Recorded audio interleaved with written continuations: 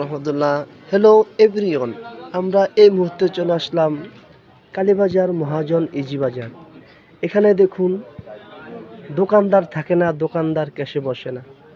এখান থেকে মানুষ নিজ ইচ্ছায় সদাই নেয়, নিজ ইচ্ছায় মানুষ টাকা থুয়ে যায়। ভুয়া ভুয়া